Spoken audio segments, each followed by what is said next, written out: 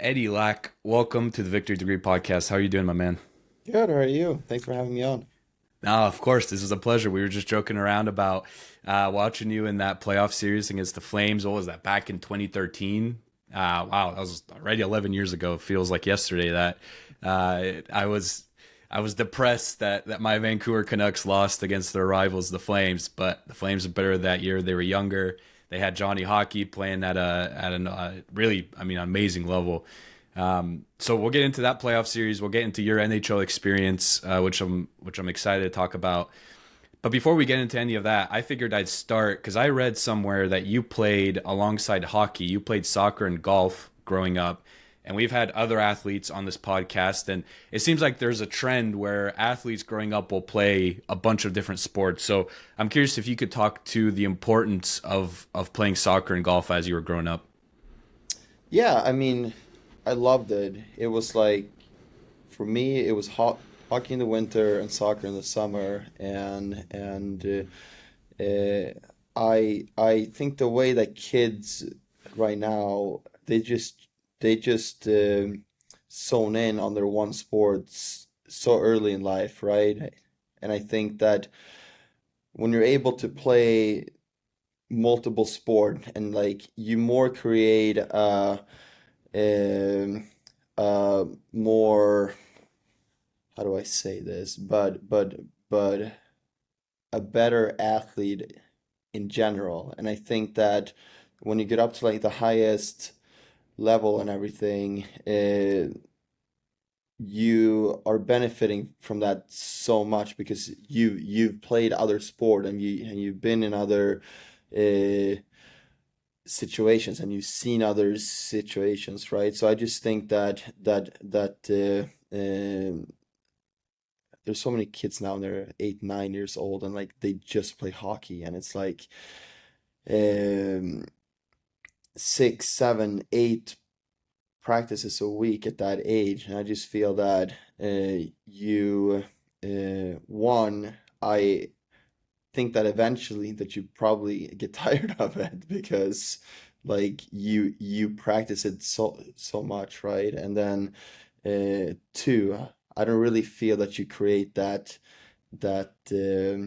uh, that athletes that's kind of ready for anything that comes at him, you know?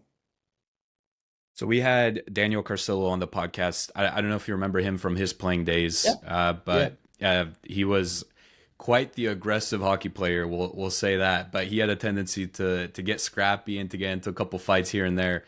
And it was interesting because I asked him, what was the initial draw towards hockey, and he said it was basically a legal way for him to be able to beat up other people and kind of install fear in the eyes of other guys that he was playing with. Like he could see that other guys were sometimes scared to play against him just because of how aggressive he was. So I'm curious for you, what was like that initial draw towards hockey? So Sweden won the Olympics in '94, and I was 6 at the time, and I just told my dad like I want to be a hockey player. I mean, this looks so like cool, right? And then at that time, there wasn't really anything for 6-year old. Everything it kind of started at 7 in Sweden, but I'm born early January, right? So um, my dad kind of begged for me to join the guys that were 1 year older, and they already gone through like the skating school and everything, and then I just came in there and I felt that I was the worst player by by far, just because I like didn't really know how to skate, right? And then uh, a year or two later, when we started with the goaltending and everything, I kind of feel that I found my way of fitting in, you know. And then I just got lucky that I turned out to be 6'5" with like some good reflexes, you know. So do you think that being exposed to that level of competitiveness at the start was ultimately a good thing or bad thing for your development? Oh, good, good. I mean, even when I played goalie, I mean, we were not a great team. We lost a lot of games, like 6, 7, 8, 9, nothing all the time, you know. But as a goalie, I just saw a lot of shots, and I put myself in a lot of different situations that I learned from, I guess. I played on that team up until I was 13, and then me and my dad we moved to Stockholm so I could play for a higher level team, um, the early years kind of prepared me for that. I felt like, and uh, if I would have played goalie on one of the best teams, I feel like I wouldn't have not got um, that experience that I got playing for a worse team, you know? Yeah. Was there a point in time where you or maybe your dad said, "Hey Eddie, maybe we should take this hockey thing a little more seriously. There could really be some potential here." Like, were you ever? Because I always go back to my conversation with Daniel Carcillo, and for him, it was never like the NHL was never an end destination. It was kind of just he was along for the ride, and that's what ended up happening. So, what was that kind of similar for you, or were you set on, "Hey, I want to make the NHL. I want to take this to the next level"? No, no. I mean, that conversation happened when I was 13 and we moved because like we did move for my hockey because we thought that there was something there, you know, and I needed to play in like a bigger city for a better team if I was ever gonna have like a chance, right? So uh, we didn't move very far. I mean, Stockholm is like an hour and a half from where I grew up, but for me to um, be able to be there for like the 6 a.m. practices and everything and and the late night skates and everything. I mean, we had to live like close. So we moved to Stockholm then, where I could play on like a better team. Yeah, I kind of jumping around here, but obviously we'll get into your career with the Canucks and obviously finishing out with the Hurricanes.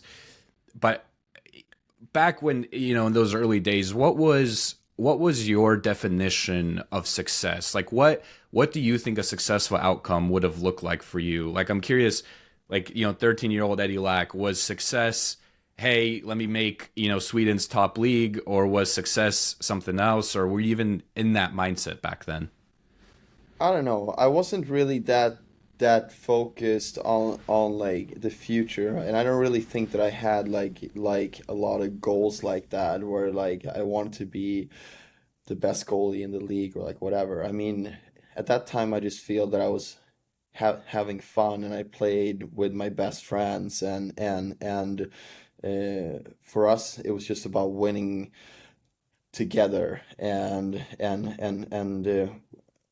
when you win, good thing always happens, right? So yeah, like I don't really feel that I thought too much about personal goals or anything until I maybe went pro when I was 17, because that's kind of where you start being a little bit more cutthroat, I feel like, and uh, you're always kind of fighting to get to that next level, you know. But like when I was young, I mean, I was just playing to have fun, I think. We'll get into what you're currently doing, which is real estate and selling dream vacation homes to people in Vancouver who are maybe looking for a little bit of a warmer climate down in Arizona. But was there ever a plan B? Like if hockey didn't work out, were you thinking of something else to do? No, no, no. I mean, like, I jumped out of high school when I was 17, and I asked my parents, because that's when I signed my first deal in Sweden, and I'm like, hey, do you guys think that this is a good idea? I mean, I don't have time to do both right now, because like I've spent 1 hour in school in the last like 4 months, so it's kind of getting time to choose, right? And they were very supportive, and they're like, I mean, school is always going to be there, like uh, take this chance, and we'll see where it goes. And yeah, like I never really thought about like a plan B or anything. I always just thought about where I was going next, and like where what I had to do to get there, I guess. So you start playing professionally in Sweden, I believe in '04. Was there, I know you said you're not, you weren't big on goals and kind of this long-term plan, but was there a set period of time that you gave yourself? Like, for example, was it, hey, let's try this out for 3 years. If I notice that, things aren't really progressing, maybe it's time I pivot to something else. Like, what, did you at least have that side, type of mindset? Or Not really. I was just like, I mean, I'm playing now. What do I have to do tomorrow? I mean, I I've never been the guy that sets super long-term goals, because I feel like it's like so far away that I can't really grasp it. So like I've always just been like, yeah, I've had goals for this season and this year, uh, but I never really set goals for myself longer than that. I have dreams, but I like don't really give myself timelines like that, I feel like. yeah. So lead me through that period of time because you start playing professionally in Sweden in 2004. You don't get called up to the NHL. So obviously, before getting called up to the Canucks, you signed with the AHL team, and then you get called up in 2011. So there's a 7 year stretch where you're playing in Sweden, where for I think from '04 to I think you went undrafted in the 2009 NHL draft. So basically, for 5 years, you're like, I don't know if NHL is a thing. You said you're more of the type of guy to take it day by day. What was that feeling like when you first signed with the Canucks and you thought, hey, maybe this NHL thing is really happening? I mean, it was great. I mean, the 5 years that I was in, well, it was 4 years, I think, that I played like pro in Sweden, but like it seemed like a long time. But I mean, I was 17 when I signed my first deal there, and goalies just take longer to uh, develop, and I felt that I was kind of late with everything through like puberty and everything, and I just knew that like if I just keep working, my time is gonna come. And I still jumped like steps from like being a backup for the pro team in the second division to being a starter in the pro team in the second division to a backup in the first division. So like I was still kind of taking steps towards it, but like I mean, I wasn't really thinking about the NHL until they like called. And Uh, I wasn't even the starter in my Swedish Elite League team, because I was Jacob Markström. So my thought were like Jacob was gonna leave, and I was gonna need a year or two as a starter uh, before I got a chance like this. But Vancouver called, and they said you have about 24 hours to decide, and I figure the only real goalie that's like gone straight from the Swedish Elite League and to the NHL and like stuck was Henrik Lundqvist, and um, Jonas Gustafsson did it too, but like he like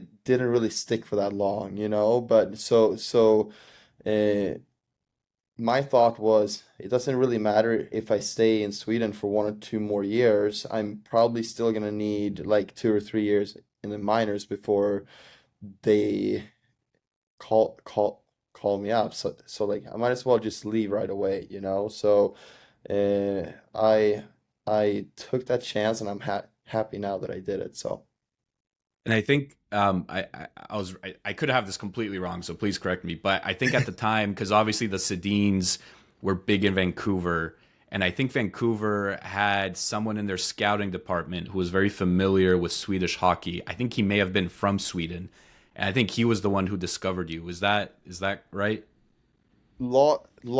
Lars Lindgren and Thomas Gradin both kind of discovered me, I guess. But yeah, Lars was the one in Sweden that kind of pushed for me, I think, and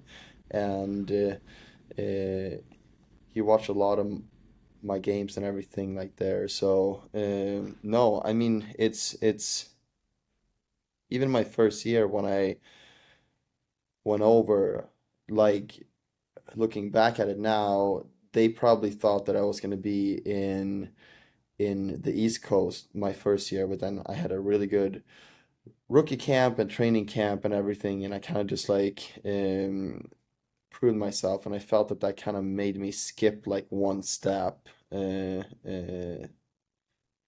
the ladder right right away, you know? I've heard. I want to go back to something you said earlier, which is goalies tend to take longer to develop. So I've heard that before, but I've never gotten a really good explanation as to why. So I was hoping you could educate me on why goalies take longer to develop versus other players. I would say like yeah, there's like there's like a lot of players that make fun of goalies and everything, but like I mean the biggest comparison that I have is like uh, the quarterback in football, and like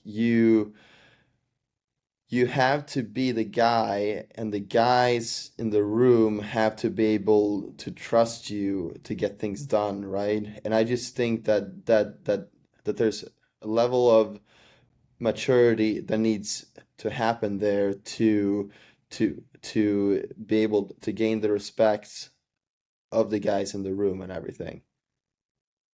Yeah, I think you kind of saw that with the Canucks even this year in the playoffs when obviously Demko goes down. Now Shilovs comes in, and you could see that first game against Nashville. The Canucks were playing a little more defensively because they were like, we don't know what we have in Shilovs, right? I'm assuming that's probably what they were thinking. So um, it's interesting. What take us inside like the helmet of a goalie? Like what's going on through in your head during a game?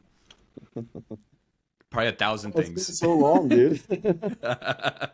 Eh, No, I mean you're kind of by yourself, and you're kind of just um, my whole thing was just that I always tried to stay as present as I could, because the mind always tries to wander, right? And like the mind always tries to wonder, well, what if this happens, or if I let this goal in, how does this gonna affect me or my chances to stay on the team or make the next step or like whatever. So uh, when I was on the ice, I always try to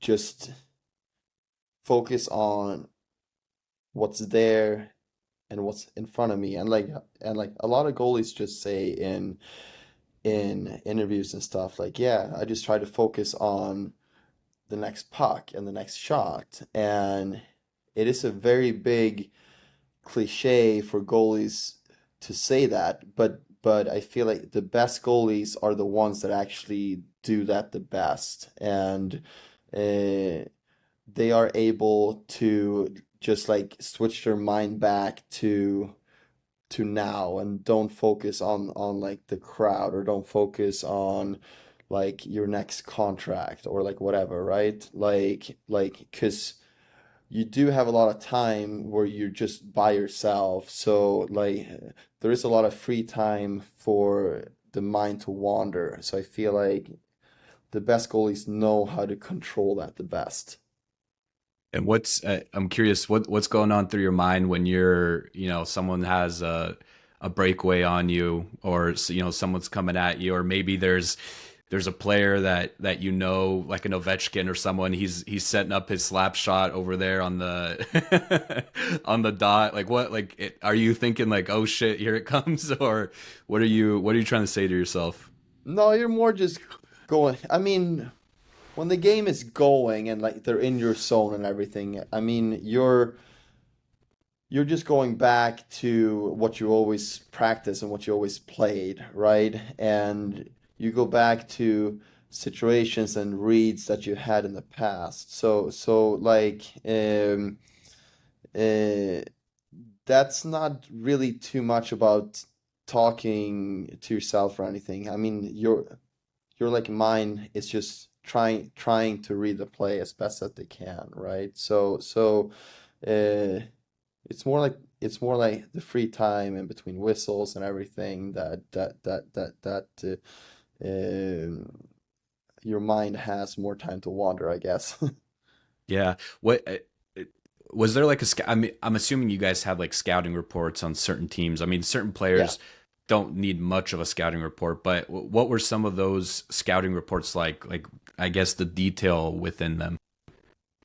And it was a lot of on their PK to see like where the shot is going to come from. Can we more force them out to like a certain side because that works better for our goalie and our system and everything. And I always watched like 10 shootout clips from their top guys and everything before the game. So if it was to go to a shootout, I like kind of had an idea about what was going to happen, right? Like most guys have two or max three moves that they were going to do. But like, I mean, the first time that I was going to play against Sid, I think I watched 10 clips from him and there was 10 different moves. So like some stuff, like you just got to trust your reads and you can't really prepare anything, you know? Yeah. Let's go to a different topic, which is a topic that you deal with on a frequent basis now, and that's money. So, in your NHL career, so you first signed a 2-year contract worth 1.8 million in April 2010. I believe that was like your first big NHL contract. Yeah. What was your relationship with money back then, and what did you think after signing that contract? Oh, I was like, I'm never gonna have to work in my life. This is great. No, but I mean, the first contract is like uh, it looks big on paper, but I mean, I played in the minors that year, so I think I made like a signing bonus my first year. So I think I got like 100 grand in signing bonus, and then I think I made like 75K in the minors or something that year. So like you look on the contract and it says like $1 million, and it's like no, like that's not actually what's being paid out. But my uh,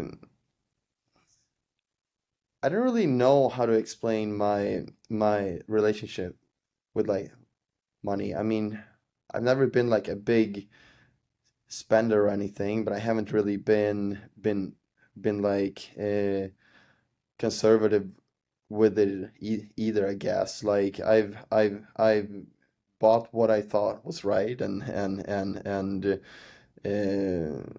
not really over splurging or anything, you know, like a lot of guys buy a car or whatever with their money. My first signing bonus, I started to build my house in Sweden right next to my dad. So that was the first check. check I got here. So yeah. You mentioned the contract, and I had an NFL agent on the podcast, and I basically asked him to explain NFL contracts to me because I have no idea how any of that works. Like to Yeah. your point, you see a player sign, 5 year, $90 million contract, but then like 30 million of that is like a bonus, and then you have this incentive and that incentive. So could you help me understand like what an NHL, like how an NHL contract is set up, and maybe use like your own personal experience from your playing days? Well, the NHL contracts are guaranteed unless you get bought out, right? So, if you do get bought out on a one-way contract, they pay you two-thirds of the money over 2 or 3 times the time period, I think. So the NFL, it's not like that with the guaranteed and everything, and I don't even know exactly how that works. But then, like when you're younger in the NHL and the AHL, I mean, you have a two-way deal, so you get paid one salary if you play in the NHL, and then you get paid another salary when you play in the AHL. So like, I mean, it's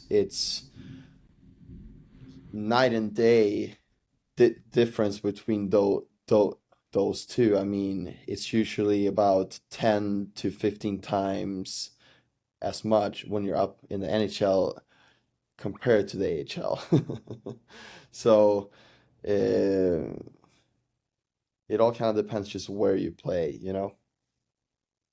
So you're saying that there's a difference, obviously, between markets as well, like depending on if you sign with a maybe a bigger market team versus a smaller market, at least for like the AHL portion of it. Yeah, exactly. And I mean, then we're looking at the taxes and everything like too. I mean, it's if you play in Toronto or if you play in Tampa Bay, it's a huge difference in your take home pay, right? So I don't have all the numbers and everything, but I think when Stamkos signed his last deal in Tampa when he made like 8 or 9 million a year, he would have to get paid like 12 million a year if he was playing and making that money in Toronto to take home the same amount, right? So uh, that's like what a lot of players look at too when they're free agent and everything, because like the number on the contract does not really matter that much. It's more about what you take home after taxes and fees and everything. So, yeah. Right. So looking at your career, so 2004, you're playing in Sweden. December 9th, 2013, your home ice debut, you get a shutout. And I think that kind of sparked this whole Vancouver loves Eddie Lack. That in combination with you were big on Twitter, you weren't afraid to be yourself.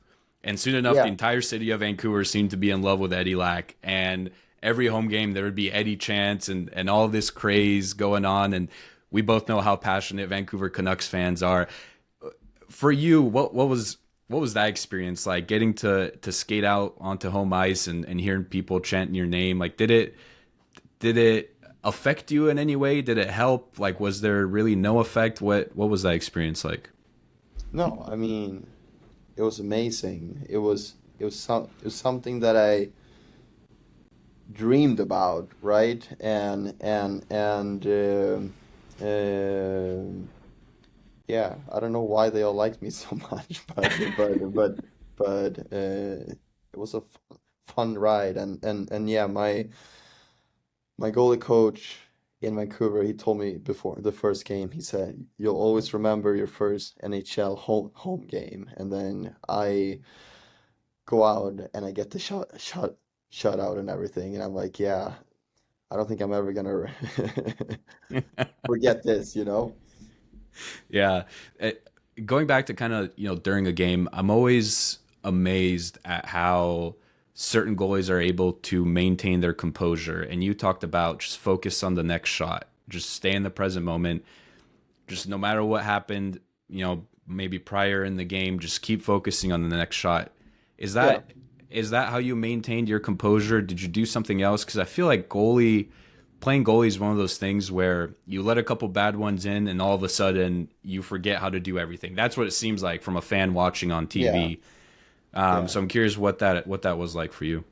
Yeah. So I worked with a few sport psychologists and stuff throughout my time, and like the biggest thing was just like little cues to kind of get me back into now. So like I could be in the game and I feel that my mind starts to wander a little bit, and then uh, I would just kind of start talking to myself a little bit, like um, with stuff that is around me. So I could say like, oh yeah, my glove is wet, and I felt it, and I like said that out loud, or like my stick is white, or like my glove is blue, and like just kind of saying those things out loud and just focusing on what was in front of me kind of snapped me back to like now, right? So uh, that was a few little tricks that I used and learned when I played. Have you heard of George Mumford, the sports psychologist? No, no. So I mean, he's done amazing work. He worked with Kobe, he worked with Michael Jordan, he worked with Phil Jackson and the Bulls. Just a Is that really the well guy known. that was with Edmonton here last year? Yeah, Oh, okay, exactly. cool. With Yeah, yeah, yeah, yeah, yeah. So he worked with Edmonton this year. I mean, he's worked with. I mean, just his accolades are through the roof. But he has this concept which I thought was fascinating, which he calls the eye of the hurricane, which is pretty yeah, much no matter what's happening around you, because obviously eye of the hurricane, everything the hurricane is crazy, but the center of the hurricane is nice and calm. And so he would use that to kind of help his athletes, that no matter what craziness is happening around you, you are in the eye of the hurricane, where you're calm, you're present, and you basically ignore all distractions around you. And he even talks about how he asked Phil Jackson at one point. He was like, "What makes Michael Jordan so great?" And yeah, Phil said, "It's not the shooting, it's not the competitiveness, it's not any of the things that people might think. It's Michael's ability to stay in the present moment and just yeah, focus on what he's currently doing." So that's why I keep going back to your mindset during a game, because there's so many distractions. I mean, you're dealing with the crowd, you're dealing with the game in front of you, you're dealing with your own emotions. I mean, there's so much happening that I mean, you really have to focus on being present, and just yeah, focusing on that next shot. yeah. No, Yeah, it's it's true. I mean, it's that that's what I think separates the best from everyone else. I mean, they're just so good at staying in that moment. yeah. Is there anything from your hockey career that you maybe don't miss? And the reason I ask is because I have a quote here from your Twitter. And you said, "One thing I don't miss about playing is getting chirped on Twitter after every loss." I mean, if you're so stupid to put me on your fantasy team, I think that's a you problem, not a me problem.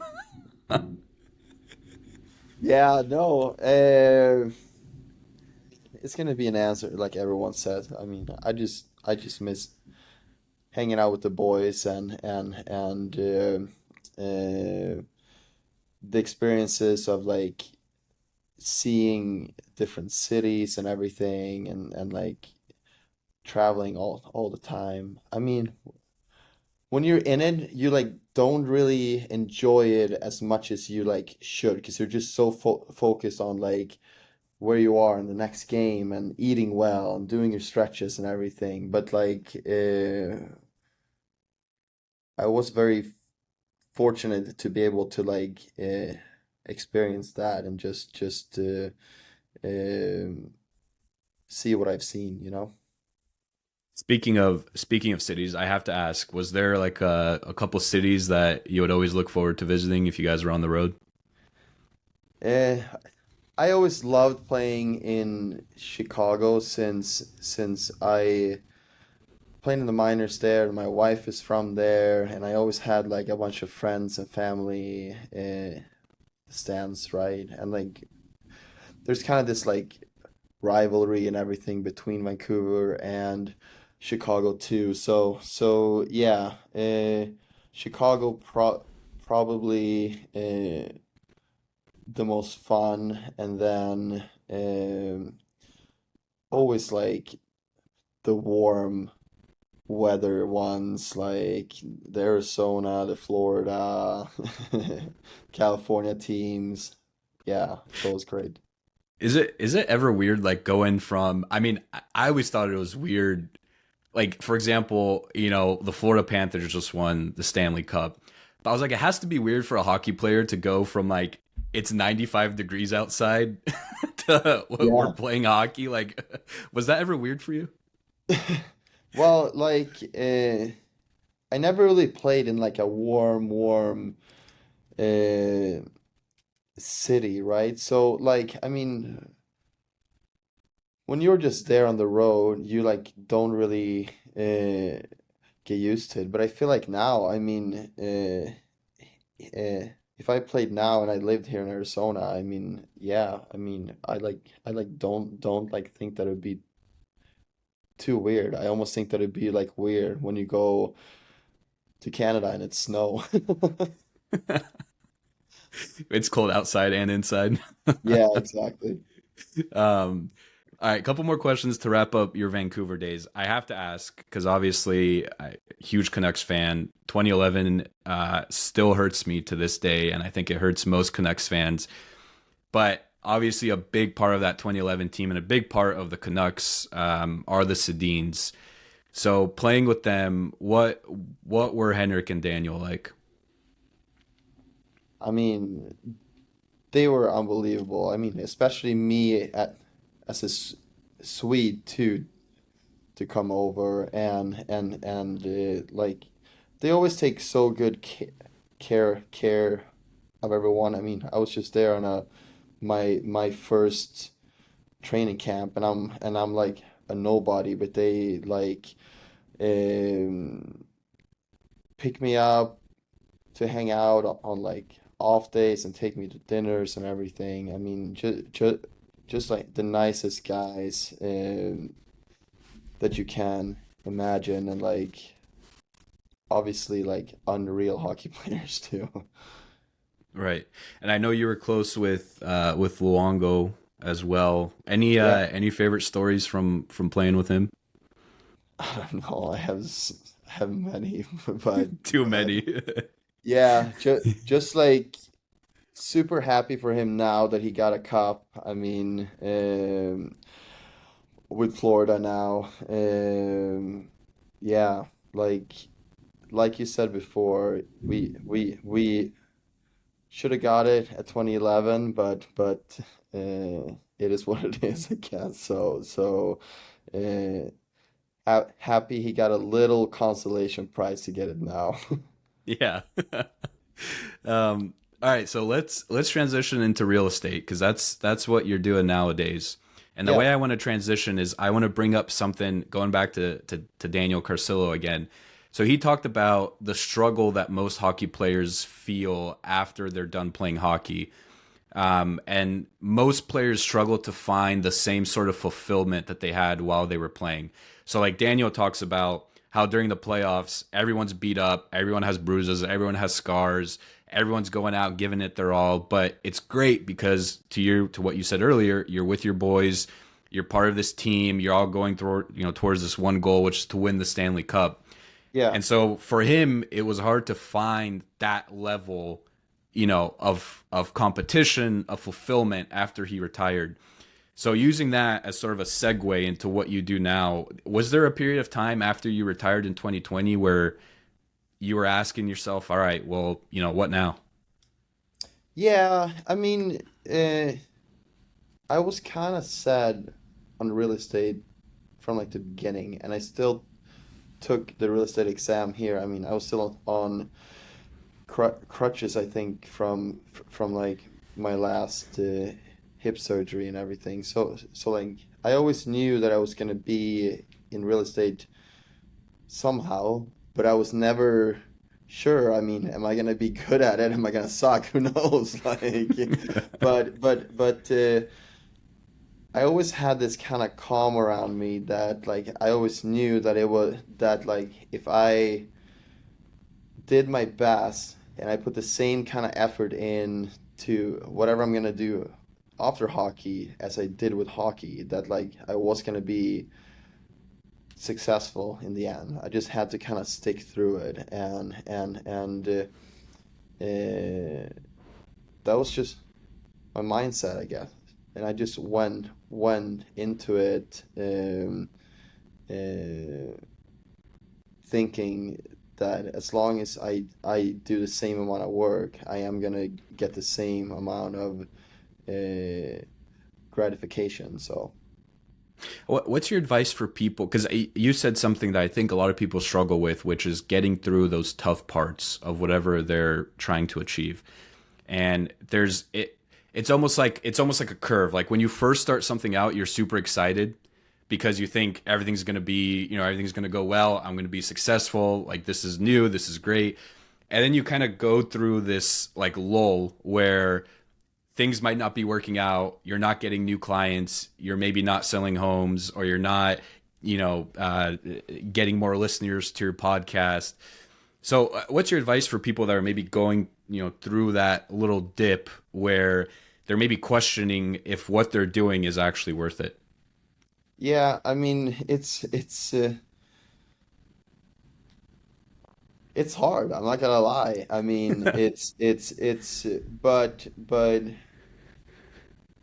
and it's really easy to say once you're out on the other side, but consistency is everything in like everything that you do, and like it is the number one thing that's gonna get you somewhere. And I don't care if it's like with your family or if it's workouts or eating healthy or like your work or whatever it might be. Like when you show up consistently, good things will happen eventually. Like I don't care who you are. When you show up consistently, but that's the biggest thing. Like uh, when I first started the real estate, or like when I first started really working out again after retiring and everything, because like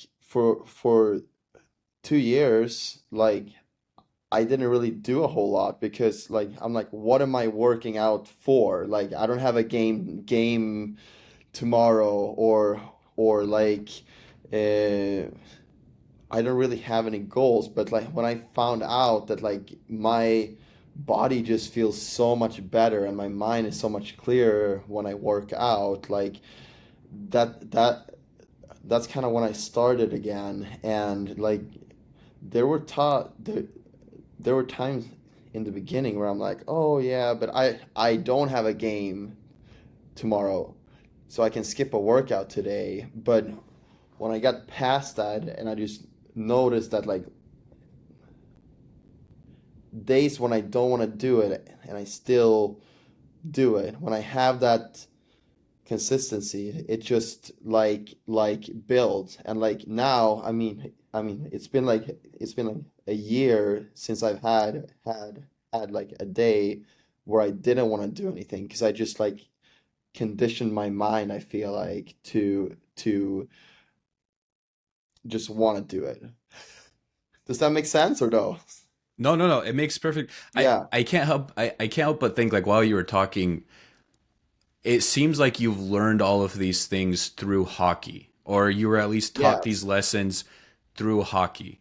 But So, I've learned so much after hockey too that I feel that I wish that I knew while I was still playing. I mm, mean, I take extremely well care of myself now with like nutrition and cold tubbing and my workouts and everything. And like when you play hockey, you're like in this mindset, well, like I burned like 3,000 calories in practice today, so I can afford to like eat shit or like Eat a eat. couple of tacos.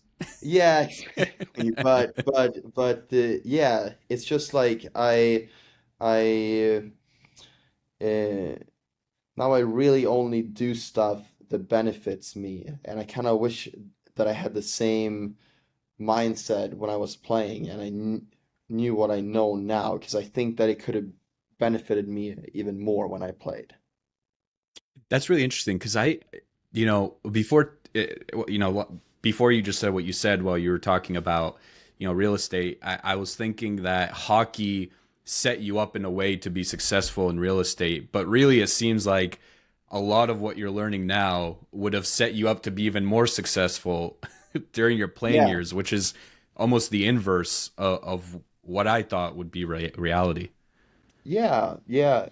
And like, hey, hockey taught me a lot, and like it gave me a lot, but also hockey is very structured for you. You don't have to like plan everything, like someone else does everything for you and they tell you where to be every day, right?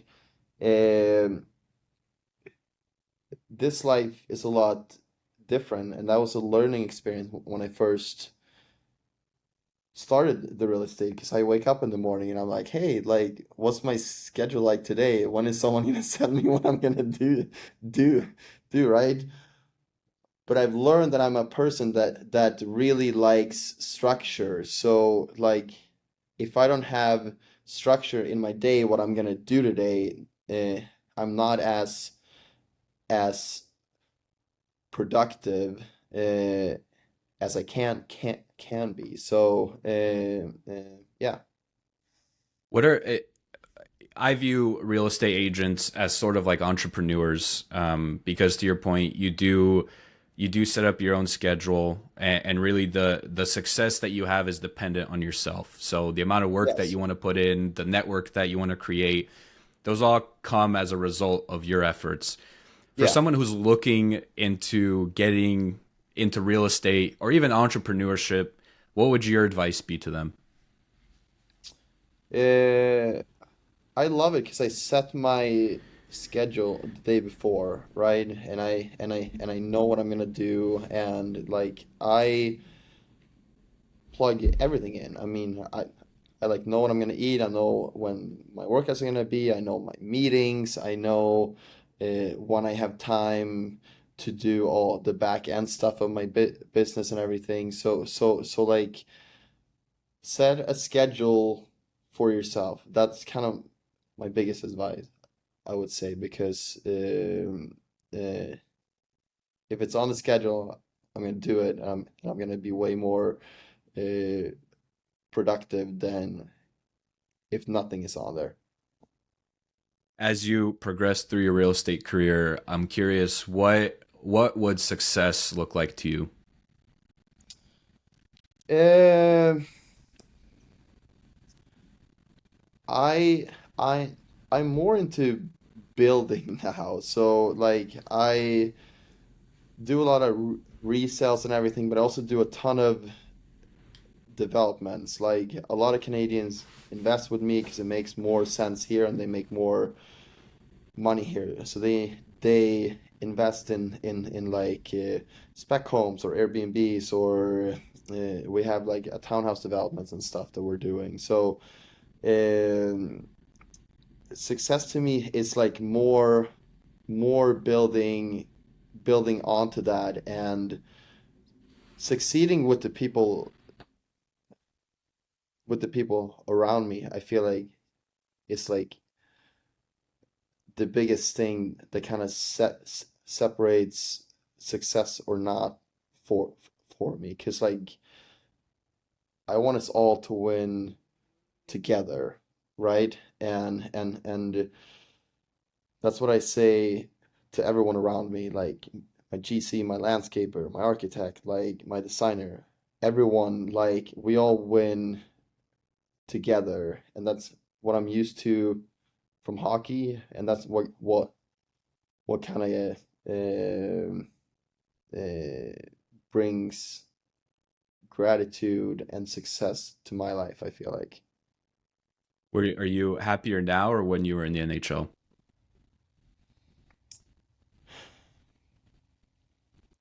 I think I'm happier now, yeah. Um, Nothing beats the first year in the NHL because you're like you worked so hard to get there, right? But everything just kind of turns into a job eventually too, and just all the injuries and stuff that I had to deal with and everything that I had to do just to kind of be ready to like play every day. Like when you're young and stuff, you just kind of play freely and you just play because it's fun and like that's when I really loved hockey. And then like the last few years, it was just like a grind to get my body to like be able to be out there, right? And that's when I kind of lost a lot of the fun with the game, I feel like. When you were just always, it seemed like you're always in recovery mode. Always recovery, like I'm always running uphill and like I always had to kind of um, turn my hip th this way to feel good or like have this stance to be able to like play instead of just like go out there and just like play the game because that's when I play the game the best I felt like because I can just read freely and I can play freely and I can just battle and have fun and somewhere along the way I kind of felt that I lost that. Well, I imagine too, if you're playing through an injury, that no matter what anybody says, that has to be in your mind as you're playing. Correct. You're probably like, well, if I push off a little bit too hard, or if I overextend a little bit too much, maybe I tweak it again, and Yep. then who knows what happens. Yeah, exactly. So yeah, I mean, it was just like a grind the last few years. So I feel like I'm happy with my life now. Like I sleep in my own bed every night. I get to watch my kids grow up and I did all the travel and everything before, but I'm just happy to be where I am uh, right now, and I'm kind of proud of the business that I built up to this point. So yeah, Love it. Eddie, one last question for you, and then we have a little thing that we do here with every yeah. guest that we'll wrap up the episode with. If you could go back in time and have a 2 minute conversation with yourself, or if you could fast forward and have a 2 minute conversation with your older self, which one would you choose? Oh, I'm not fat. I'm not going forward. Um, Why? I'm curious. Why would you not want to go forward? yeah, because I don't want to know uh, what's gonna happen in the future and everything. Like I'm just really happy to live in the present moment. I mean, if anything, I would go like back to my NHL days and I would just say like enjoy it because like you never know how long it's gonna last. I mean, like when I played, like I like thought that I was gonna play until I was 40, but now I'm 36 and I've been retired for 5 years already. So it's um just enjoy it because you get so caught up in your day to day that I just wish that I like enjoyed uh, everything a little bit more. Love it. So we have a little thing that we end every episode with. So I ask every one of my guests for a piece of advice that they'd like to leave for the next guest. The catch is that you don't know who the next guest is going to be. And so the last guest on this podcast was Dr. Jim Lair. Dr. Lair is a famous tennis coach, He's worked with multiple number ones throughout the years. So he's gonna ask me Um, a really good question, and then I'm gonna ask the next guest a stupid question. well, it's advice, so Okay. hopefully it's not too bad. But his advice for you was your life is never really about you. It's about what you can do for others, and if you get that, everything will fall into place. So I'm curious what that advice means to you. What's the advice you want to give for the next guest? Oh God. Um, uh, no, it's true, and I mean, it's kind of what I said before, right? Like, I love it when you win together, and um, when you get kids and everything, like, I just feel that I get so much more perspective with life, and you want what's best for them, but you're kind of living through them because they're seeing everything for like the first time again, right? So like you're kind of seeing it for like the first time again. So yeah, like living through and your relationships with other people, I feel like it is the meaning of life. And now I'm gonna have to scramble here to come up with something to tell No pressure. the next guest, but my advice, um, yeah, I mean that would be my advice for the next guest. It's like to have fun and don't think too far ahead or too far back, but live in the moment and uh, don't try to chase the next thing all the time, but appreciate what's in front of you right now at this moment. That's certainly something that I feel like I could use now, where Yeah, oftentimes I think about the future too much and I'm like, yeah. well, if only I do this or only if I reach this goal. But then you realize It's that once never you gonna reach that stop. goal, It's right. never gonna stop. You're Yeah. always gonna chase the next thing, and you're gonna miss time that you wasted that's in front of you now that you could have spent and enjoyed with people now. Yeah. That's well said. That I could definitely use that advice. Eddie, this has been fantastic, man.